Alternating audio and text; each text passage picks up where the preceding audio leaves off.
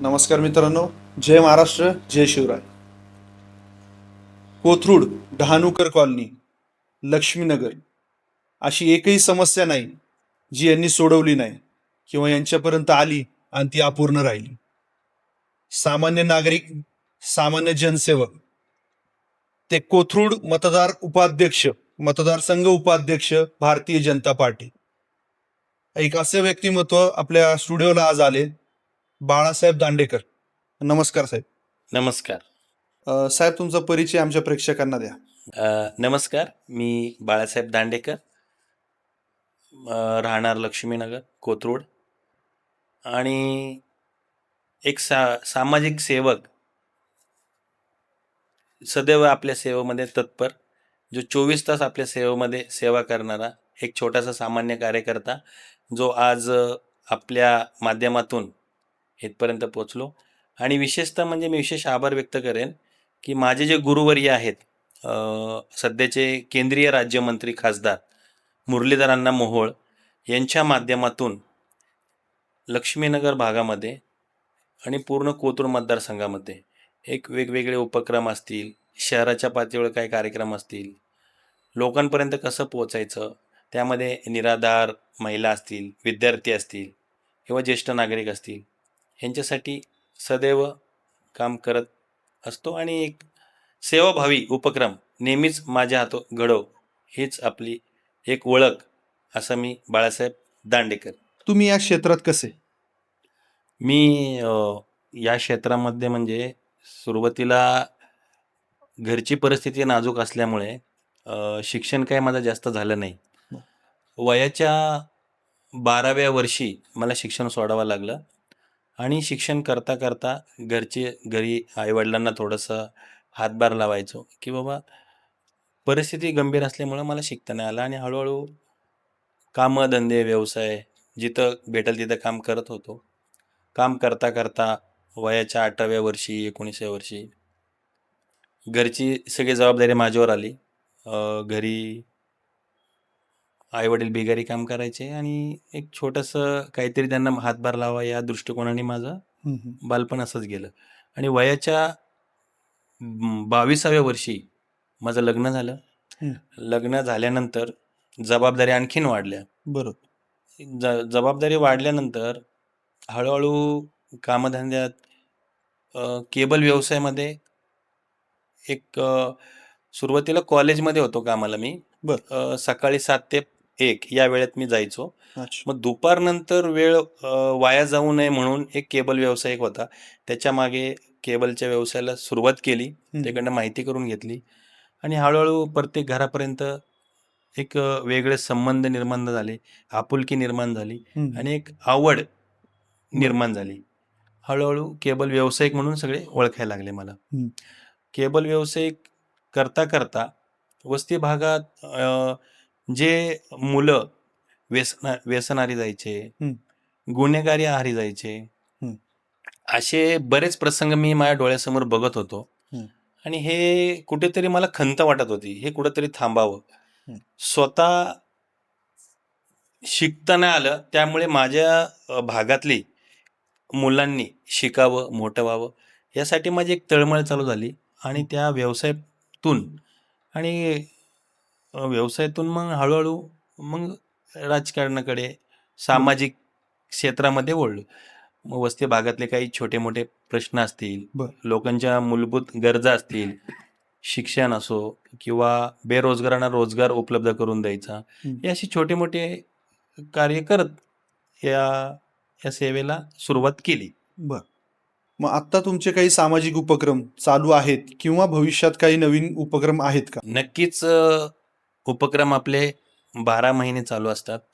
यामध्ये शिक्षण, निराधार महिला आणि ज्येष्ठ नागरिक यांच्यासाठी पहिलं प्राधान्य म्हणजे बेरोजगारांना रोजगार कसा उपलब्ध करून द्यायचा, यासाठी जास्त तळमळ असते. आणि समाजात काम करताना त्यांचं घर कसं चाललं पाहिजे आणि त्यांना 2 पैसे कसे मिळतील.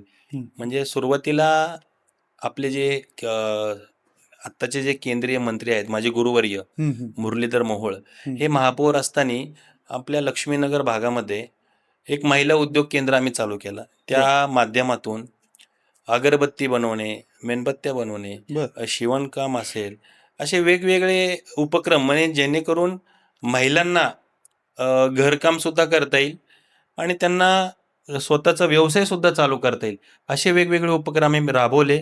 अ, म्हणजे बजेट कमी मध्ये त्यांना रोजगार चांगला मिळेल आणि 2 पैसे चांगले मिळतील आणि ते स्वतःच्या पायावर उभं राहतील, यासाठी आमचे प्रयत्न असतात आणि असे वेगवेगळे उपक्रम आम्ही नेहमी घेत असतो.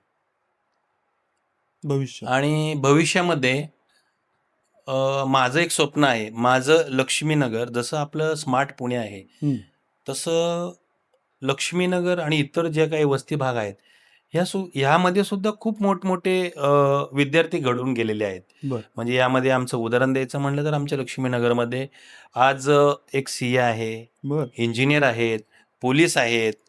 अशा मोठमोठ्या पदावर जे बर वस्तीतून आय-टी पार्कमध्ये आहेत. म्हणजे असे विद्यार्थी घडलेले मी स्वतः पाहिलेले आहेत. क्या बात. म्हणजे ज्यांची परिस्थिती अत्यंत नाजूक, स्वतःच्या ते जे विद्यार्थी आहेत, स्वतः काम करून स्वतःच्या पायावर उभं राहून अशा विद्यार्थ्यांना घडवण्यासाठी आमचे जास्तीत जास्त प्रयत्न असतात, हम्म, की वस्ती भागातला माझ्या वस्ती भागातला सगळे विद्यार्थी आज देशाच्या, जगाच्या वरती इतिहास घडवतील असे आमचे प्रयत्न असतात आणि तेवढे कष्टाळू सुद्धा आहेत. त्यामुळे माझ्या वस्ती भागातल्या आणि इतर वस्ती भागात स्मार्ट लक्ष्मीनगर ते माझं बर. स्वप्न आहे. क्या बात. 24 तास समाजकार्य, राजकारण किंवा लोकांसाठी झटण्याची तळमळ, या सगळ्या व्यस्त जीवनात मग तुम्ही फॅमिलीला वेळ कसा देता किंवा फॅमिलीचा सपोर्ट तुम्हाला कसा आहे? नक्कीच सांगायला आवडेल, की माझा जो जीवन प्रवास आहे, या जीवन प्रवासामध्ये मला सगळ्यात जास्त मोलाची जी साथ हम्म, मला दिली, हम्म, माझ्या मिसेसने दिली. तिचं नाव राजश्री दांडेकर. हम्म, आणि विशेषतः म्हणजे माझी सासरवाडी, हम्म, माझ्या मामी म्हणजे आईसारखेच आहेत. त्यांनी प्रत्येक कामाला पुढं प्रोत्साहन देऊन म्हणजे आज मी 24 तास काम करतोय, जे काही करतोय सर्व आणि जे काही आहे सर्वच तिच्यामुळेच आहे. आणि प्रत्येक कामामध्ये एखाद्या वेळेस मी काही टेन्शनमध्ये असलो किंवा काही डिप्रेशनमध्ये असलो, की हे काम कसं करायचं? तर माझी मिसेस मला उलट समजून सांगते, की ह्यातून मार्ग निघेल. हम्म, प्रत्येक काम यशस्वीमध्ये तिचं खूप मोलाचा वाटा आहे. मी जरी पुढे असलो, पण पडद्यामागचे खरं म्हणजे शिलेदार तीच आहे. म्हणजे बर प्रत्येक कामात मला प्रोत्साहन देणारी, की "नाही, तू करू शकतोस, तू करू शकतो." तर हे जे मला तिने सपोर्ट केलेलं आहे, म्हणजे मी फॅमिलीला आणि मुलांना सुद्धा आज माझी मुलगी 13वीला आहे. तिचं नाव साक्षी आहे बर आणि मुलगा माझा 10वीत आहे. बर ह्या 18 वर्षामध्ये मी त्यांना जास्त वेळ देऊ शकलो नाही. पण तरीसुद्धा त्यांनी मला समजून घेतलं. त्यामुळं इथपर्यंत माझा जीवन प्रवास सगळं लोकांपर्यंत पोहोचण्याचा सगळ्यात जास्तीत जास्त त्यांचा मोलाचा वाटा आहे. आणि सध्या मी आत्ता पूर्वी पुणे शहर उपाध्यक्ष वस्ती विभाग प्रमुख होतो. आता सध्याचं जे माझे बिनविरोध निवड करण्यात आली. कोथरूड मतदारसंघ भारतीय जनता पार्टी उपाध्यक्षपदी निवड करण्यात आली. तुमचे आदर्श किंवा तुमचे गुरुस्थान, की ज्यांना बघून तुम्ही ह्या क्षेत्रात, सामाजिक क्षेत्रात, राजकीय क्षेत्रात आलात आणि हा तुमचा प्रवास आता चालू आहे? मला सांगायला नक्की आवडेल, की माझे जे गुरुवर्य आहेत, ज्यांना मी डोळ्यासमोर ठेवून या वाटचालीला सुरुवात केली. म्हणजे तुम्हाला मला सांगायला आवडेल, माझे गुरु आदरणीय केंद्रीय राज्यमंत्री मुरलीधर अण्णा मोहोळ. तुम्हाला सांगायला मला आवडेल, की मला माझी आवड कशी निर्माण झाली या क्षेत्रामध्ये. लक्ष्मीनगर भागामध्ये ज्यावेळी आम्ही एक गाव एक गणपती असा उपक्रम राबवायचा प्रयत्न केला, तेव्हा मला 5 मंडळाचा आम्ही एकत्र करून एक गणपती बसवला, की एक गाव आणि एक गाव एक गणपती हम्म, असा एक उपक्रम राबवायचा प्रयत्न केला आणि तो यशस्वी पण झाला. ह्या यशस्वीमागे सांगायला नक्की आवडेल मला, की आमच्या वस्ती भागामध्ये एक इतका मोठा प्रसंग आला, की पूर्वी नगरसेवक म्हणून आमच्या वस्ती भागात जे होते, त्यांचा इतका दबाव होता आणि प्रत्येक गोष्ट त्यांना विचारायचं आणि न विचारलं की त्यांना एक वेगळी दहशत होती त्यांची. बरं. म्हणजे आज एक मतदार जो त्याचा हक्क आहे, तो मतदार इतका दबावामध्ये राहायचा. तर आम्हाला एक असा आयडॉल पाहिजे होता, की बाबा आमचे प्रश्न कोणतरी आम्हाला कोणतरी समजून घ्यावं. आम्हाला की एक आदर्श कोणतरी पाहिजे होता आणि एक जबाबदार व्यक्ती पाहिजे होता. ते आम्हाला कोणाला मिळत नव्हतं आणि त्यामुळे आमच्या वस्तीवरती एक मोठं संकट आलं. त्यावेळेस एक बंजारा समाजाचं कुटुंब होतं. त्या बंजारा समाजाच्या कुटुंबामध्ये एखाद्या 22 वर्षाच्या मुलाचं लग्न झालं होतं. हं. 22 ते 23. तर सिंगल घर असल्यामुळे त्यांना थोडी अडचण निर्माण झाली. आता नवीन लग्न झालं म्हणल्यावर त्यांनी छोटंसं एक लोड बेअरिंग टाकली, म्हणजे केलं, की बाबा खाली सुद्धा एक कुटुंब राहतील वरती. बरोबर. तर त्यावेळचे जे नगरसेवक होते, त्यांचा इतका वाईट अनुभव होता, की इतका त्यांचं दहशत होती, की त्यांनी दुसऱ्या दिवशी ते जे बांधकाम त्यांनी केलं होतं, ते स्वतः उभं राहून त्याच्यावर कारवाई केली. अरे बाप! त्यामुळे आम्ही जायचं कुठं? हो. हा मोठा प्रश्न होता. त्यावेळेस काही सुचत नव्हतं आणि वय लहान असल्यामुळे त्या इतक्या गोष्टी माहीत नव्हत्या. आता आपल्याला जायचं कुठं आणि ही कारवाई थांबवायची कुठे? त्यामुळे आम्ही सगळे एकत्र आलो. काही ज्येष्ठ होते बंजारा समाजाने, सगळा कामगार वर्ग वस्ती भागात. बरोबर. त्यामुळे सगळं असं एक विषय झालता आणि त्यावेळेस आम्ही सगळे त्यांना विनंती करायला गेलो, तुम्ही ही कारवाई थांबवा. ह्या गरिबावर अत्याचार करू नका. बरोबर. तर त्यांनी सांगायचा उद्देश त्यांचा असा होता, की बाबा तुम्ही आम्हाला सांगणार का समजून? आम्ही म्हणलो तुम्हाला आम्ही निवडून दिलंय, तर तुम्ही ह्या गरिबावर अत्याचार करू नका हं. आणि याचं घर जे यांनी कष्टाचं एकतर रक्ताचं पाणी करून त्यांनी कष्ट केलेत, उभारले आणि कर्जबाजारी होऊन त्यांनी घर बांधलंय बरोबर. आणि तुम्ही अशा लोकांवर कारवाई करताय. हं, हं, हं. मग ते कुठंतरी थांबलं पाहिजे. तर त्यांनी कारवाई केली. त्यावेळेस आमच्याकडे पर्यायी ऑप्शन काही नव्हतं. हो. त्यावेळेस आम्ही एकजुटीने येऊन संपूर्ण ज्येष्ठ नागरिक असतील, काही महिला होत्या, तर आम्ही त्यांना विनंती खूप वेळा केली. पण त्या मान्यवरांनी ते मान्य नाही केलं. त्यांनी ती कारवाई केली. अरे बाप! मग त्यानंतर दुसऱ्या वेळेस आम्ही 1 ते 2 मान्यवरांकडे गेलो. त्यांच्याकडं हा भाग नव्हता. मोकाटे असतील आणि इतर असतील बाकीचे, त्यांच्याकडे गेलो. पण त्यावेळेस इलेक्शन लागले होते हं, हं, हं. आणि आम्हाला असं कोण मार्गदर्शक नव्हतं आणि कोण आमचं हे नव्हतं. त्यावेळेस आम्हाला आमचा जो परिचय झाला, तेव्हा मुरलीधर अण्णा मोहोळ हे नाव आमच्या एका मित्राकडनं कळलं, की बाबा अण्णा हे करतील. पण त्याच वेळेस आम्ही ठरवलं, सर्वांनी निर्णय घेतला आणि 5 मंडळाचा अध्यक्ष असल्यामुळे युवा पिढी, तरुण पिढी भरपूर होते. हं, हं. ज्येष्ठांना सगळ्यांना मान्य झालं, की आपण गेले 3 टर्म या नगरसेवकांना निवडून देतोय बरोबर. आणि सगळं त्यांना करतो आणि निवडून का देतोय, की आपल्या ज्या मूलभूत गरजा आहेत, त्यांनी आपल्यापर्यंत दिल्या पाहिजेत आणि अगदी बरोबर. आपल्यावरच जर त्यांनी आपल्या राहत्या घरावर जर त्यांनी असं केलं, हं, हं. तर आम्ही जाणार कुठे? बरोबर. आम्हाला काही ऑप्शनच नव्हतं. न्याय कोणाकडे मग मागणार? त्यावेळेस आम्ही एकच नाव ठरवलं, मुरलीधर अण्णा मोहोळ. ह्या आदर्श व्यक्तिमत्वानी एकच शब्द दिला आम्हाला, की मी जेव्हा निवडून येईल, तुमच्या एकही घराला, एकही विटाला इजा होणार नाही आणि तुम्हाला धक्का म्हणजे तुमच्या घराला कोण पण वाकड्या नजरेने सुद्धा बघणार नाही. ही ताकद आम्हाला त्या व्यक्तीने दिली हं, आणि हं. तेच आज मी एक आदर्श आणि माझे गुरुवर्य आणि वस्ती भागात जेव्हापासून ते निवडून आलेत, त्यांनी जो आम्हाला विश्वास दिला होता, हं, हं. त्या विश्वासाला ते पूर्णपणे आम्हाला खंबीरपणाने साथ दिली आणि कुठलेही आज तुम्ही लक्ष्मीनगर बघा. पूर्वी लक्ष्मीनगर हे पत्र्यांचे एक छोटी-छोटी घरं होती. बरोबर. आज तुम्ही तीच घरं एक छान पक्की घरं झाली आहेत. एक नसून ते 3-3 मजली झालेले आहेत. हं, हं. 2-2 मजली झालेले आहेत. तर हा एक विश्वास आम्हाला आत्मविश्वास त्यांच्याकडनं मिळाला आणि अशीच सेवा करत-करत मग लक्ष्मीनगरचं डिजिटल लक्ष्मीनगर झालं आणि तेव्हापासून एकही घरावर हं, हं. कारवाई नाही झाली आणि त्यांना आम्ही निवडून दिलं आणि क्या ते बात! माझे आदर्श आणि गुरु हे आम्ही आणि आत्तासुद्धा आहेतच. हो, हो. त्यांनाच आदर्श डोळ्यासमोर ठेवून आज लक्ष्मीनगरमध्ये वेगवेगळे उपक्रम असतील, हं. वेगवेगळ्या माध्यमातून त्यांचं पुढाकार इतका असतो. त्यांनी कधीच आजपर्यंत आज इतके ते केंद्रीय मंत्री आहेत, हं, हं. पण त्यांच्यामध्ये अजून कुठलाही बदल झाला नाही.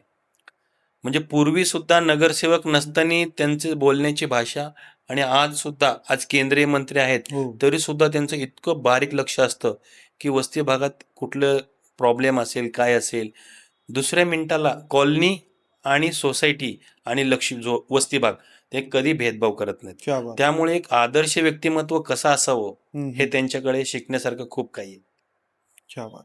एवढं मोठं सामाजिक कार्य करताना मग तुम्हाला विरोधी पक्ष किंवा जे नगरसेवक होते तुम्ही सांगितलं त्यांनी मदत केली नाही, किंवा आत्ताही सामाजिक कार्य राजकीय कार्य करताना विरोधी पार्टी किंवा विरोधी पक्षाचे जे काही लोक असतात ते तुम्हाला त्रास देतात, तशी कोणाची हिंमत नाही, पण काही खोडील चाळे असतात कोणाकोणाची की बाबा ह्याला त्रास द्यावा, हे काम होऊ दे नये, असा काही अनुभव तुम्हाला आलाय का एवढ्या एवढ्या वर्षात? सांगायला नक्कीच आवडेल की मी जरी भारतीय जनता पार्टी पक्षामध्ये असेल हं, आणि कार्यकर्ता म्हणून आहेच मी, हं, एक सेवाभावी म्हणून उपक्रम करतच असतो. विशेष म्हणजे जे विरोधक आहेत माझे, हं, त्यांच्याकडे त्यांना बाळू दांडेकर की एक सामाजिक कार्यकर्ते कसा असावा हं, हं, हे नेहमी, आणि कुठल्याही गोष्टीला आजपर्यंत विरोध झाला नाही. हं. आणि गेले मी आता 17 ते 18 वर्ष झाले राजकारणात आहे. बरोबर. पण ह्या गोष्टीचं कधी मला असं वाटलं नाही की बाबा हा आपला विरोधक आहे. हं, हं, सगळ्यांना जे काय असेल, विरोधक जरी विरोध करत असतील हं, एखाद्या गोष्टीला, मग त्यांना आम्ही विश्वासात घेऊन हं. आणि वस्तीसाठी एकत्र येणं हे त्यांच्यासाठी एक महत्त्वाचा विषय आहे. माझ्या वस्ती भागामध्ये वेगवेगळ्या पक्षामध्ये आहेतच. बरोबर. माझ्यापेक्षा पूर्वीपासून माझे मार्गदर्शक आहेत, हे बर. वेगवेगळ्या पक्षामध्ये सुद्धा आहेत. हं. कोण काँग्रेसमध्ये आहे, कोण राष्ट्रवादीमध्ये आहे, कोण मनसेमध्ये सुद्धा आहे. बर. पण जेव्हा वस्तीचा काही प्रॉब्लेम असेल, अडचण असेल, सगळे आम्ही एकत्र काम करतो. हं, आणि एखाद्या आज जरी सत्ता भाजपची असली हं. तरी सुद्धा आम्ही मिळून मिसळून काम करतो, सगळ्यांना विश्वासात घेतो आणि एक काम करण्याला एक वेगळीच ऊर्जा येते. त्यामुळे विरोध हा प्रश्न कधी येतच नाही. बरोबर. त्यामुळे आणि सगळ्या पक्षांबरोबर माझं वैयक्तिक त्यांना संबंध माहिती आहे चांगले. आणि सगळे चांगले आहेत, संबंध चांगले आहेत. आणि प्रत्येक व्यक्ती हं, हं. काम न करता सेवाभावी काम केले की त्याला विरोध हा प्रकार होतच नाही. बरोबर, अगदी बरोबर. 15-20 वर्षापूर्वीचं राजकारण आणि आत्ताचं राजकारण किंवा त्यावेळेसचं राजकारण करण्याची पद्धत, सामाजिक कार्य करण्याची पद्धत आणि आजच्या पद्धतीमध्ये तुम्हाला काय फरक वाटतो? 15 ते 20 वर्षापूर्वीचं जे राजकारण आहे, त्यावेळेस पक्ष कमी होते. एक वेगळी विशेषतः म्हणजे मान-सन्मान होता हं, त्यावेळेस. हं, हं. आत्ता सध्याचं जे राजकारण झालं आहे, एकाच पक्षाचे 2-2 गट, 3-3 गट. पण ते विचार न करता आपण आपलं सेवाभावी काम करत राहायचं.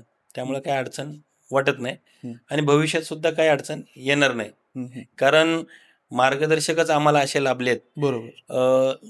की त्यांचे विचारधारा आणि त्यांचे विचार करण्याची पद्धत आणि काम करण्याची पद्धत, लोकांशी कसं बोलायचं, कसं वागायचं आणि एखाद्याचं म्हणणं कसं आणि एखाद्याचा प्रॉब्लेम कसा सॉल्व्ह करायचा, हे एक शांत डोक्याने, आपण शांत विचाराने, कधी कुठल्या गोष्टीची चिडचिड नाही करायची. समोरचा व्यक्ती कितीही चिडचिड जरी आला, त्याला आज नाही तर उद्या त्याचं काम करता करता आलं पाहिजे. त्याचा फोन जरी रिसीव्ह नाही झाला, हं. काय होतं, एखाद्या वेळेस जर फोन उचलला नाही, तो माणूस अ, चिडचिड करतो की बरोबर. आमचा कॉल तुम्ही घेत नाही. हं. पण त्यांना जर परत रिटर्न कॉल केला, हो.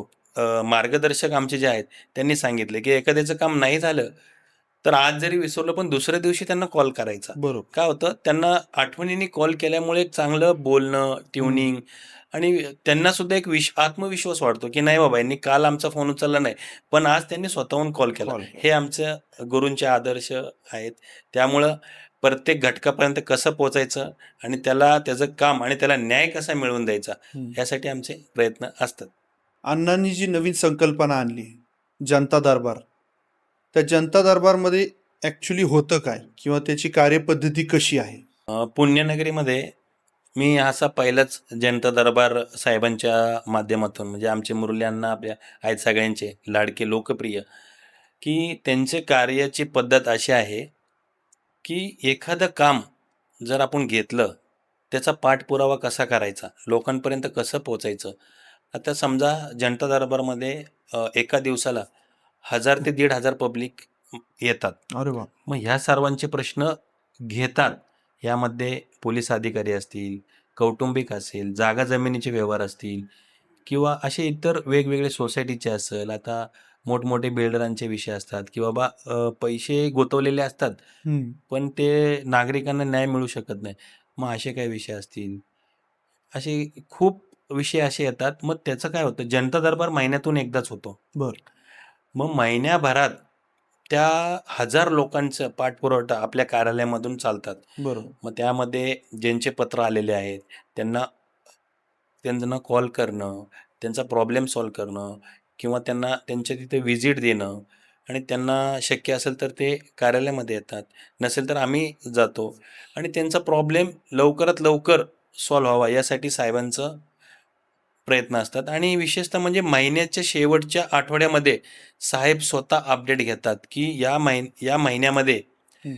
किती तक्रारी आल्या होत्या हम्म. आणि त्यातून किती तक्रारी सॉल्व्ह झाल्या. हम्म. हे साहेब स्वतः लक्ष देतात, जातीने लक्ष घालतात. जातीने लक्ष घालतात. क्या बात. रात्री 2-2, 3-3 वाजेपर्यंत बसून हम्म. त्यांचा अभ्यास आणि त्यांचे सगळे झालेले कामं हम्म. हे सगळे अपडेट घेतात. म्हणजे साहेब जरी केंद्रीय मंत्री असले, बरोबर. पूर्ण त्यांनी भारतभर जरी प्रवास केला बरोबर. तरी सुद्धा शनिवार रविवार हा दिवस म्हणजे पूर्ण पुण्यासाठी त्यांचे प्रॉब्लेम सॉल्व्ह करण्यासाठी साहेब उपलब्ध असतात. मी क्या स्वतः पाहिलेले पहाटे 4-4 वाजेपर्यंत ते स्वतः ते सगळे जेवढे अर्ज आलेत ते सर्व स्वतः वैयक्तिक वाचतात. क्या बात. असं नाही की त्यांना PL ला दिले नाही, स्वतः वाचून वैयक्तिक सगळं लक्ष घालून हम्म. त्याचं सोक्षमोक्ष लावूनच म्हणजे त्याला पूर्ण न्याय मिळालाच पाहिजे. पुन्हा तो प्रश्न जनता दरबारमध्ये आला नाही पाहिजे. क्या बात. अशी ती क्या बात. कार्याची पद्धत आहे साहेबांचं. जनता दरबारमधला एक विषय सांगण्यासारखा आहे उल्लेखनीय, म्हणजे माझ्या आयुष्यामध्ये नेहमीच प्रेरणादायी ठरेल. एक कात्रजमधली व्यक्ती होती हम्म. आणि दोघं नवरा बायको जनता दरबारमध्ये अर्ज दिला होता आणि कार्यालयामध्ये आले होते. प्रॉब्लेम असा झाला होता त्यांचा, ते परमनंट असून सुद्धा त्यांच्याकडून एका प्रवासाची म्हणजे एखादं आपण त्यांना तिकीट दिलं, ते तिकीट दिल्यानंतर त्यांच्याकडून काहीतरी 10च्या ऐवजी ₹20 घेण्यात आले. बर. त्यामुळे ते नागरिकांच्या लक्षात आलं आणि त्यांनी ऑनलाईन तक्रार दिली अरे. त्यांच्या विरोधात हो. की या माणसाने असं असं केलं. पण ती एक छोटीशी चूक म्हणजे विषय ₹10 आहे, 10 ते ₹1 आहे. पण ती एवढी मोठी चूक, त्या माणसाची नोकरी, अरे बाप. त्याला घरी बसवण्यात आलं आणि तो विषय जनता दरबारमध्ये आला होता. हम्म. तो गेले वर्ष ते 1.5 वर्ष दोघं नवरा बायको त्यांच्या PMT जे स्वारगेटचं आपलं हो. त्यांचं हेड ऑफिस आहे हो. ते वर्षभर फिरत होते, चक्रा मारत होते. अरे बाप. तर त्या कुटुंबावरती मोठं संकट आलं होतं, कारण करता धरता तोच होता बरोबर. आणि त्या माणसाची नोकरी गेल्यामुळे त्याची मिसेस आणि त्याची मुलं इतके रडत होते त्या ह्याच्यामध्ये दरबारात. जनता दरबारमध्ये. तर तो जनता दरबार झाल्यानंतर दुसऱ्या मिनिटाला साहेबांनी फोन केला की बाबा ही व्यक्ती उद्यापासून कामावर रुजू झाली पाहिजे. क्या बात आहे. तर तो माझ्या आयुष्यातला आणि हम्म. अंगाला काटा येत होतो. तर त्या माणसाला दुसऱ्या दिवशीपासून पुन्हा कामावर रुजू करून घेतलं अरे बाप. आणि साहेबांच्या लक्षात नव्हतं. साहेब 1-2 आठवड्यांनी आपल्या कोथरूडच्या हेड ऑफिसला आले होते. हम्म. साहेब गडबडीत होते आणि कोल्हापूर आणि सांगलीवरून काही नागरिक आले होते, बरेच नेते मंडळी आले होते. साहेब आत बसले होते आणि त्यांना कळलं की साहेब आलेत आज कार्यालयामध्ये. बर. साहेबांच्या लक्षात सुद्धा नाही आणि ते दोघं नवरा बायको पेढे घेऊन आले हम्म. आणि इतके रडत होते.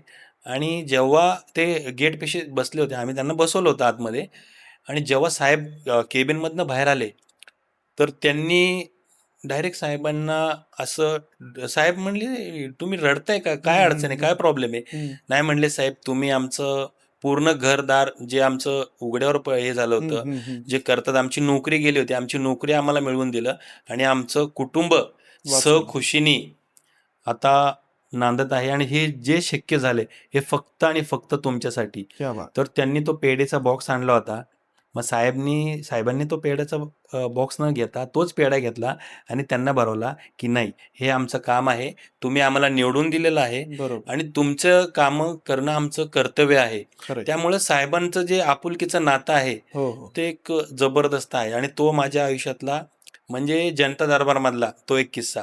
तर त्या काकांना आम्ही सांगितलं, तुम्हाला काही अडचण येऊ द्या, कधी प्रॉब्लेम येऊ द्या, बरोबर. आम्ही 24 तास आपलं कार्यालय चालू असतं, तुम्ही येऊ शकता. तर तो माझ्या आयुष्यातला एक माझं जिवंत उदाहरण तो आता मागच्या जनता दरबारला झालेला आहे. छान, छान. ही झाली नाण्याची एक बाजू. हां. नाण्याची दुसरी बाजू अशी आम्हाला पाहिजे, हं. की साहेब एवढ्या मोठ्या पदावर, एवढी पॉवर आज त्यांच्याकडे आहे. हो. त्यांना चॅलेंज करणारं सध्या तरी महाराष्ट्रात कुणी नाही.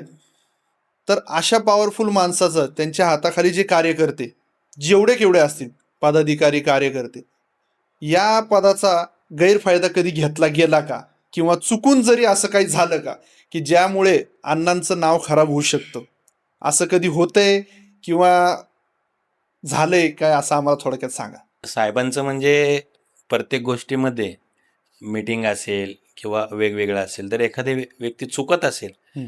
तर त्याला तसं समज पण दिली जाते, की बाबा हे गोष्ट चुकीची आहे, या गोष्टीसाठी आपण सपोर्ट हे सपोर्ट नाही करणार आणि अशी कामं करायची पण नाही. बरोबर. जेणेकरून आपलं नाव खराब होईल. म्हणजे ते स्वतःचंच नाही, आमचं सुद्धा सांगत असतात, की अशी कामं करायची आपल्याला, की एक सेवाभावी.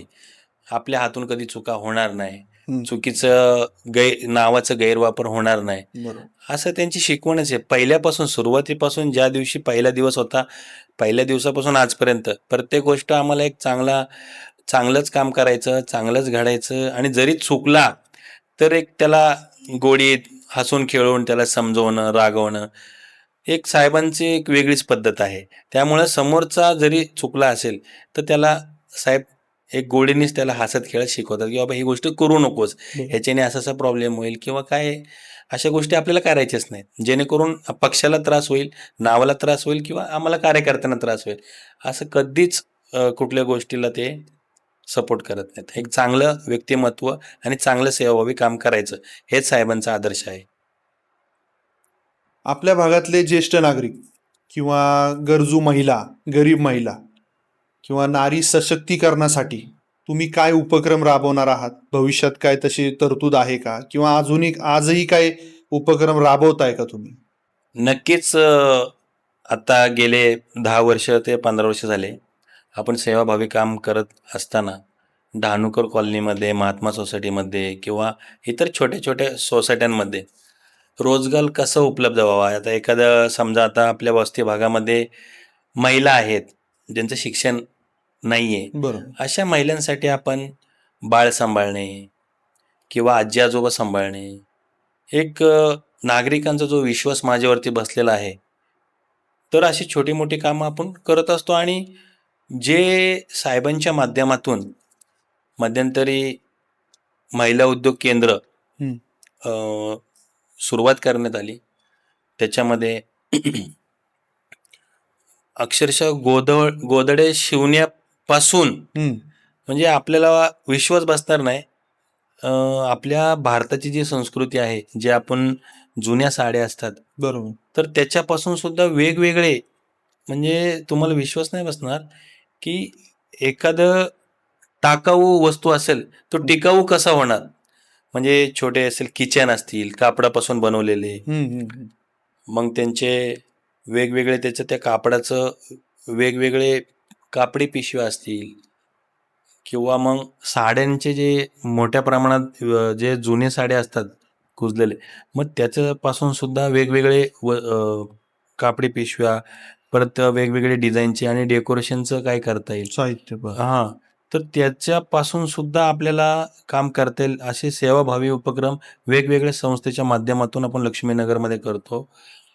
त्यामुळे आता सध्या तरी आम्ही एक संकल्पना घेत आहोत. आपल्या वस्तीमध्ये जो ओला आणि सुका कचरा असतो, बरं. त्या सुक्या कचऱ्यापासून हं. आणि ओला कचरा वस्तीतल्या वस्तीत कसा जिरवला जाईल, बरं. यासाठी आमचे प्रयत्न असतील. अच्छा. आणि सुक्या कचऱ्यापासून खूप काही वस्तू आहेत, हं. जे आपल्याला विश्वास नाही बसणार, की एखादं टेबलावरती ठेवण्याच्या वस्तू असतील शोभेच्या वस्तू. किंवा शोच्या पीस असतील किंवा आता वेगवेगळे त्यामध्ये प्लॅस्टिक येतं, बॉटल्स येतात बरोबर. आणि वेगवेगळं त्याचं एक त्याच्यापासून आपल्याला काय करता येईल ह्याच्यासाठी आमची संकल्पना आहे. आणि ते काम करता करता महिलांना रोजगार कसा मिळेल त्यासाठी आमचे प्रयत्न असतील. आणि जे आपले महिलांचे पिन असतील, नथनी असेल, कानातले असतील, टिकल्या असतील, तर ह्यासाठी हे छोटे छोटे जे आहेत ह्या वस्तू कच्चा माल आम्ही त्यांना देणार आणि त्या कच्च्या मालापासून पक्का माल तयार करून ते बाजारामध्ये येणार. यामध्ये ग्राहकपेठ असेल किंवा वेगवेगळ्या कार्यक्रम असतात त्यामध्ये ह्यांना स्टॉल कसे उपलब्ध करून दिले जातील, ह्यांना 2 पैसे कसे मिळेल यासाठी आमचे सदैव प्रयत्न असतात आणि यापुढेही राहणार आहेत. म्हणजे स्त्रिया त्यांच्या पायावर उभा राहणार. आणि ज्या निराधार महिला आहेत ज्यांना साधनच नाहीये, मग त्यांच्यासाठी शिलाई मशीन देणं किंवा वेगवेगळे छोटे छोटे का व्यवसाय असं ना, मग त्यांना कर्ज उपलब्ध करून देणं, मग ते कर्जाची परतफेड व्याज न लावता त्यांना फक्त मुद्दलच कसे करतील, पण त्यांना काम हातात मिळवणं हे खूप प्रयत्न असतात आमचे. आणि घरातच घरकाम करून त्यांना तो छोटा व्यवसाय त्यांच्या घरातच त्यांनी करावा यासाठी आमची मोठी संकल्पना आहे.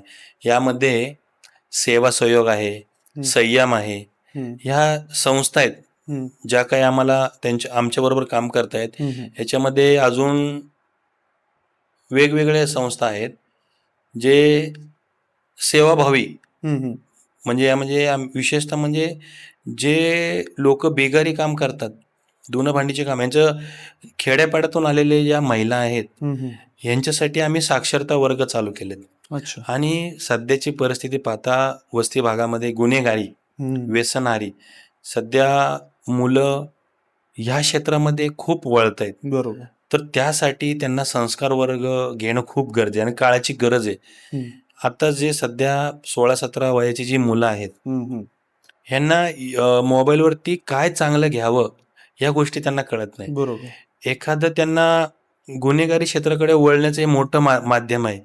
आणि व्यसन आपल्याला व्यसन 2-3च प्रकार माहिती आहेत, पण ह्या मुलांना 15 ते 20 व्यसनं अशी आहेत ते माहिती आहेत. ते वेगवेगळ्या प्रकारचे नशा करतात आणि व्यसनमुक्तीवरती सुद्धा आमचं काम चालू आहे. तर संयम आणि ताराचंद हॉस्पिटल म्हणून एक संस्था आहे. ह्या संस्थेच्या माध्यमातून आम्ही बरेच नागरिक आहेत असे जे व्यसनहारी गेले होते, त्यांना आपण त्यातून बाहेर काढलं. म्हणजे त्यांना 3-3, 6-6 महिने क्वारंटाईन करावं लागलं. त्याचा जो काही खर्च आहे स्वतः वैयक्तिक आम्ही मंडळाच्या माध्यमातून केलं, साहेबांच्या माध्यमातून केलं. आणि महिलांसाठी आम्ही एक समाज मंदिर आहे, अण्णाभाऊ साठे समाज मंदिर आहे. परत आपले भारतरत्न डॉक्टर बाबासाहेब आंबेडकर यांच्या नावाने सुद्धा एक सभागृह केलेला आहे आणि वरती अभ्यासिका केलेली आहे, जेणेकरून मुलांना वाचण्याची आवड निर्माण व्हावी. आणि असे छोटे मोठे उपक्रम चालू असतात आणि मुलं व्यसनहारी नाही जायला पाहिजे त्यासाठी आमचे विशेष प्रयत्न असतात. आणि ज्या महिला ज्यांना घरकाम नकोय, मग इतर असे छोटे मोठी कामं सोसायटी भागात आम्ही देतो. त्यामध्ये हाऊसकीपिंग आहे, डीप क्लिनिंग आहे, परत बिग बाजारमध्ये जे काही वर्कर असतात, सिक्युरिटी गार्ड असतात, महिला आश्रम, कॉलेज आहे, शाळा आहे, मराठवाडा कॉलेज आहे, आजूबाजूला ज्या काही संस्था आहेत, महात्मा सोसायटीमध्ये अंधशाळा जी आहे, ह्यामध्ये आमचे प्रयत्न असे असतात की जे महिला काम करू शकतील त्यांच्यासाठी आम्ही त्यांना विनंती अर्ज करून त्यांना रोजगार उपलब्ध करून त्यांना जॉब 6 तास 8 तास कसं मिळेल त्यासाठी आम्ही त्यांना प्रयत्न करतो. आणि त्यासाठी त्या महिला त्यांच्या स्वतःच्या पायावर उभ्या राहतात. आणि अजून ज्येष्ठ नागरिकांसाठी सांगण्यासारखं आहे की आजकाल जे तरुण असतील आणि जे त्यांचे सुना असतील, मुलं असतील, सगळे जॉब आणि कामामध्ये व्यस्त असतात आणि ज्येष्ठ नागरिक खूप म्हणजे खूप असे वैतागलेले असतात. त्यांच्यासाठी कुठला माध्यम नसतं. त्यांच्यासाठी डहाणूकर कॉलनीमध्ये, लक्ष्मीनगरमध्ये विरंगुळा केंद्र, परत नवचैतन्य हास्य क्लब म्हणून आपण एक संस्था आहे, ते बागेमध्ये चालू केलेली आहे. ह्यामध्ये सगळ्या ज्या काही ज्येष्ठ नागरिक आहेत त्यांचे वाढदिवस असतील, त्यांच्याबरोबर गप्पा, त्यांच्याबरोबर फिरणं, त्यांच्या अडीअडचणी समजून घेणं, त्यांच्या इच्छा काय आहेत आणि त्यांना प्रॉब्लेम काय आहेत, म्हणजे वैद्यकीय असतील किंवा त्यांना कुठं जायचं असेल किंवा त्यांना त्यांच्या काय अडीअडचणी असतील, त्यासाठी आम्ही जास्त फोकस करतो. आणि आपण ज्या विरंगुळा केंद्र आहेत त्यामध्ये आपण त्यांच्याबरोबर कॅरम स्पर्धा घेतो, क्रिकेटच्या स्पर्धा घेतो. त्याच्यामध्ये त्यांचा जो आनंद आहे, आज लक्ष्मीनगरमध्ये काम करत असताना त्या लक्ष्मीनगरला लागूनच एक सोसायटी भाग आहे आणि सुशिक्षित वर्ग आहे बरोबर. आणि ज्येष्ठ नागरिक खूप मोठ्या प्रमाणात आहेत. तर ह्या ज्येष्ठ नागरिकांसाठी त्यांच्यापर्यंत पोचणं आणि त्यांच्या गरजा समजून घेणं हे खूप आणि सुखद अनुभव आहे. आणि त्यांच्या वयात जाणं, त्यांच्याशी उठणं बसणं, त्यांच्याबरोबर टीव्ही बघणं, त्यांच्यासोबत चहा पिणं एक वेगळाच अनुभव आहे आणि खरंच मजा येते त्यांच्यासोबत काम करायला. मी जरी आज माझं वय 42 आहे, पण जास्त करून माझं जे वेळ आहे ते ज्येष्ठ नागरिकांमध्येच जातं आणि मी सुद्धा एक ज्येष्ठ नागरिक त्यांच्यासोबत सभासदच आहे. अजून एक मला सांगायला एक नक्कीच आवडेल की मागच्या वर्षी ज्येष्ठ नागरिकांसोबत काम करत असताना त्यांना लक्षात आलं की माझं शिक्षण फक्त हे 6वी पर्यंतच आहे, पण त्यांची एक जिद्द होती, एक चिकाटी होती की बाळू तू ह्या गोष्टी सगळ्या करतोयस तर तुला 10वी नाही ग्रॅज्युएशन पूर्ण करावं लागेल. तर मला सांगायला नक्की आवडेल, मागच्या वर्षी माझी मुलगी जी 12वीला होती आणि मी 10वीला बाहेरून एक्झाम दिली आणि यूट्यूबवर पाहून अभ्यास करून मी यशस्वी झालो. आणि हा एक माझ्या आयुष्यातला एक आनंदाचा आणि खूप काही मला शिकायचं आहे अजून. ही तर सुरुवात आहे माझी. तर तो माझ्या आयुष्यातला एक सुवर्ण क्षण आहे. ज्यावेळेस रिझल्ट लागला आणि जेव्हा यूट्यूबवर बघून मी अभ्यास केला तर सर्वांनी माझं मन भरून कौतुक केलं आणि घरातल्यांचा खूप सपोर्ट होता. ते माझ्या आयुष्यातला एक सुवर्ण क्षण होता. ते मी कधी विसरू शकत नाही. मध्यंतरी जे महासंकट संपूर्ण जगावर आलं होतं, कोरोना काळ, या कोरोना काळामध्ये वस्ती भागात ज्यांच्या हातावर पोट आहे, गरीब लोक आहे, गरीब कुटुंब आहेत, त्यांचं सर्व इन्कम सोर्स बंद झालं होतं. मग एवढ्या मोठ्या संकटाला तुम्ही वस्ती लेवलवरती कसं हँडल केलं? आपल्या भारतामध्ये जेव्हा कोरोनाचे पहिले रुग्ण जेव्हा आपल्या पुण्यामध्ये आढळले आणि बघता बघता संपूर्ण पुणे शहरात अख्खा महाराष्ट्र आणि पुणे शहरामध्ये एक भयानक परिस्थिती होती. म्हणजे आपल्या जीवनामध्ये एवढं मोठं संकट कुणी पाहायला नाही पाहिजे असे वेगवेगळे अनुभव आहेत. ते अनुभव मी तुम्हाला शेअर करतो. जेव्हा रुग्ण जेव्हा आढळले त्यावेळेस पुण्याचे महापौर साहेबच होते, मुरलीधरांना मोहोळ. त्यावेळेस आम्हाला काम करताना अशी अडचण आली की संपूर्ण लक्ष्मीनगर हा कामगार वर्ग बरोबर. आणि ज्या दिवशी ते काम करणार त्या दिवशीच त्यांची पोटं भरणार. बरोबर. म्हणजे रोजंदारीवर काम करणारी संख्या खूप मोठी होती. आणि जे परिस्थिती होती, पहिलं लॉकडाऊन पडल्यानंतर आम्हाला वरनं आदेश देण्यात आले की घरातून कुणी बाहेर निघायचं नाही. बरोबर. आणि जो त्यांचं मूलभूत गरजा ज्या होत्या, जोपर्यंत ते कामाला जाणार नाही तोपर्यंत त्यांचं घर चालणार नाही, अशी त्यांची परिस्थिती. मग अशा एवढ्या 3,500 ते 4,500 पब्लिक आपल्या लक्ष्मीनगरमध्ये होतं. तर त्या लोकांना तर वरनं मीटिंग घेण्यात आल्या मोठमोठ्या. त्यामध्ये मान्यवर असतील, पोलीस अधिकारी असतील, कर्मचारी असतील. मग सगळ्यांना असं हे धोरण करण्यात आलं, एक योजना करण्यात आली की ह्या लोकांना येण्या जाण्याचा मार्ग बंद करायचा, घरातून बाहेर पडायचं नाही. अशी ती परिस्थिती होती. तर त्यावेळेस आम्हाला आठवतंय चांगलं, नागरिकांना 2 टाइम जेवण हे आपल्या मान्यवरांकडनं धान्याचं किट येत होतं, पण ते किट पुरेसं नव्हतं. जरी धान्य आठवडाभराचं आलं, पण लोकांना बाहेर पडता येत नव्हतं. हम्म. मग सुरुवातीला आम्हाला जेव्हा कोथरूड भागामध्ये सर्वात मोठी संख्या जी आढळली ती केळेवाडीमधून, सार्वजनिक शौचालयमधून जेव्हा आमचं सर्वे झाला, हम्म. त्या सर्वेमध्ये जेव्हा लक्ष्मीनगरमध्ये एकही पेशंट नव्हता, त्यावेळेस कमीत कमी 100 ते 150 पेशंट डेली दिवसाला केळेवाड्यातून क्वारंटाईन व्हायचे. अरे वा. तर तो आमच्यासाठी एक चॅलेंज होतं की बाबा हा मेन जो कोरोना आहे तो कुणी स्पर्श केलं, काय झालं की कसं होतं. त्यासाठी आम्ही सर्व मंडळाचे पदाधिकारी, यामध्ये राजकीय कार्यकर्ते सुद्धा होते, मला त्यांचं नाव घ्यायला नक्कीच आवडेल.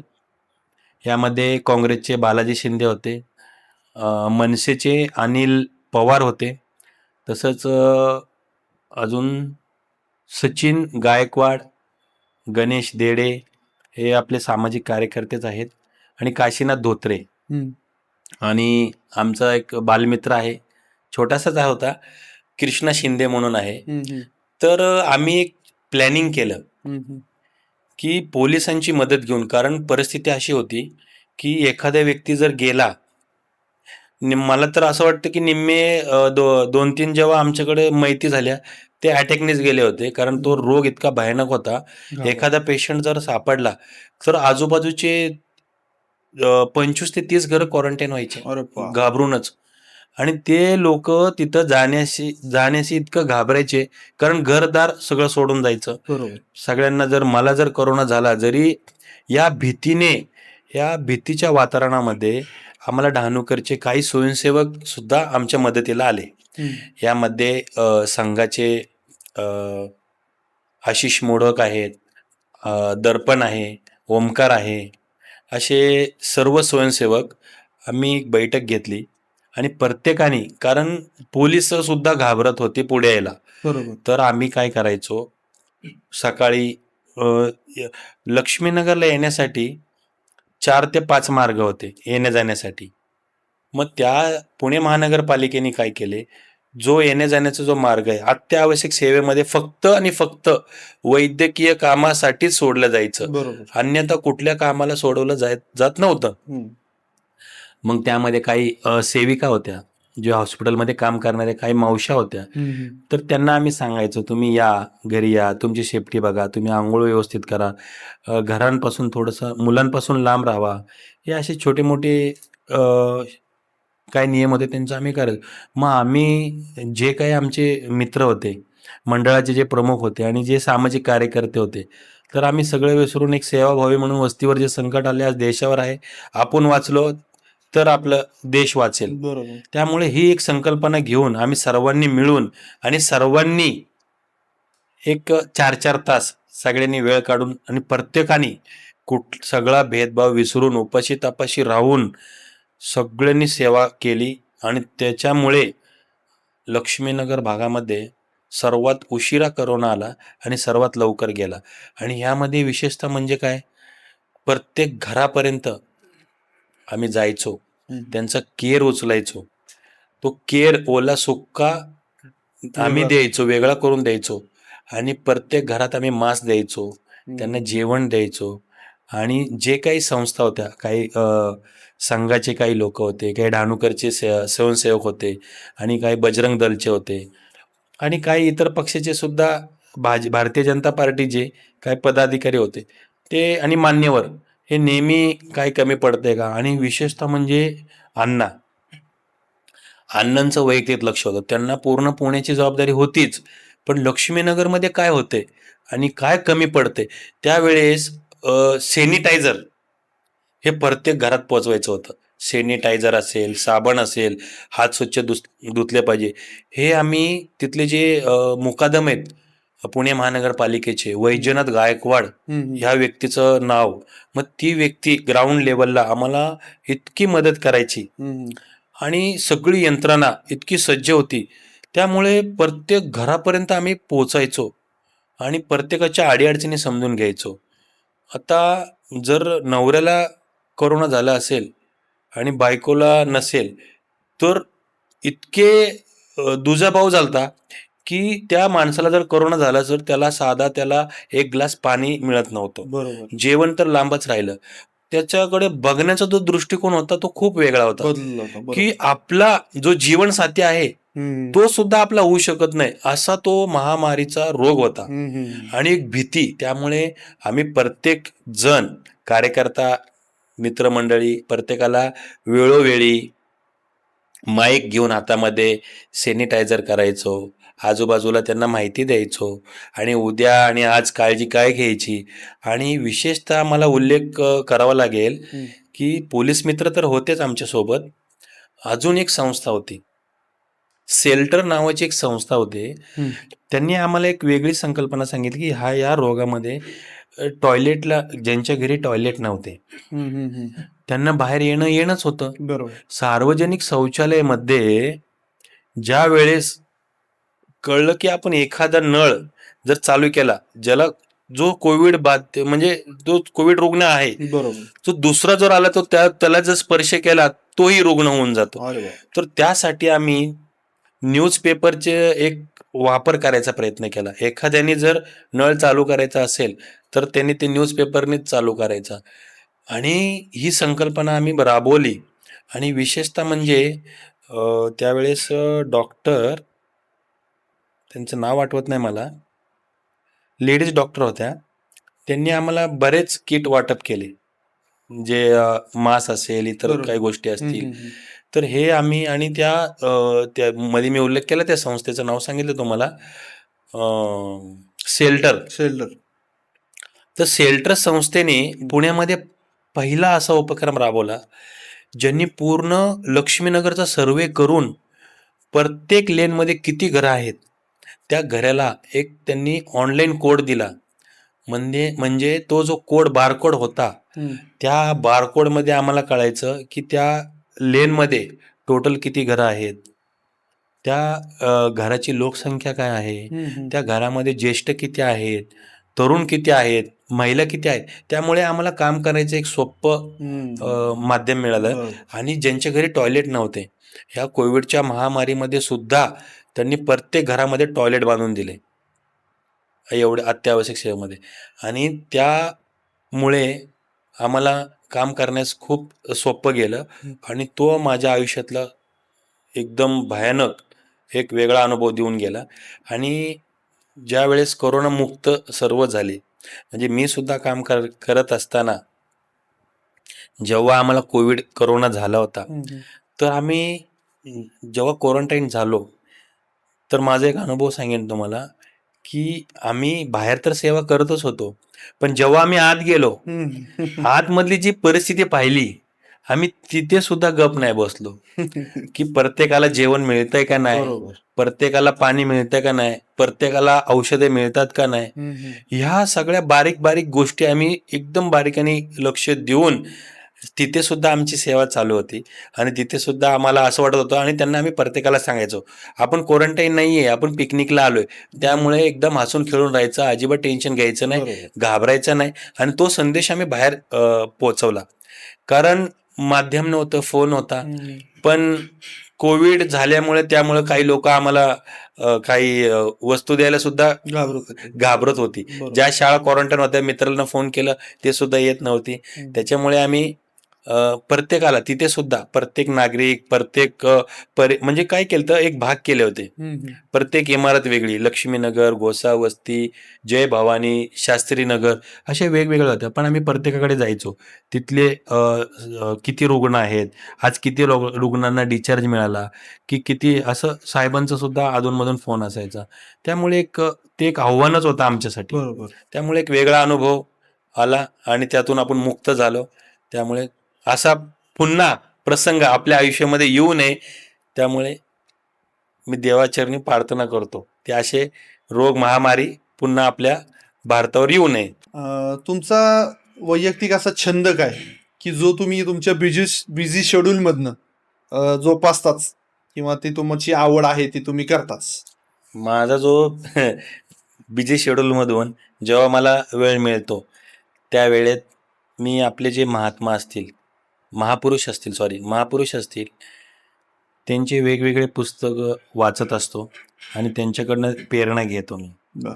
म्हणजे एखादी व्यक्ती ज्यांनी क्रांती घडवली आणि त्यांचा आदर्श म्हणजे छत्रपती शिवाजी महाराज असतील, विश्वरत्न डॉक्टर बाबासाहेब आंबेडकर असतील, परत अण्णाभाऊ साठे असतील, लोकमान्य टिळक असतील, महात्मा ज्योतिबा फुले असतील, महर्षी कर्वे असतील, तर हे आदर्शच आहेत बरोबर. आणि ते आदर्श राहणारच. त्यांनी त्यांचं जीवन कसं जगलं आणि त्यांचे उद्या युवा पिढीला हे कळणं खूप गरजेचं आहे. बरोबर. त्यासाठी माझं छंद म्हणजे महापुरुषांचे पुस्तकं आणि त्यांचे घडलेले जे काय इतिहासकारक आहेत त्यांचे मी पुस्तकं वाचत असतो. आता येतंय आपल्या गणपती बाप्पाचा उत्सव, सगळ्यांचा आवडतीचा सण. पण या सणामध्ये डीजे बंदी, डीजे वाजवू नका किंवा 10 नंतर 11 नंतर आवाज वाढवू नका, आवाज कमीच ठेवा. मग ह्याच्याबद्दल तुमचं मत काय? मुळात हे जे उत्सव आहेत आपले, हे उत्सव व्हायलाच पाहिजे, पारंपरिक पद्धतीने व्हायलाच पाहिजे.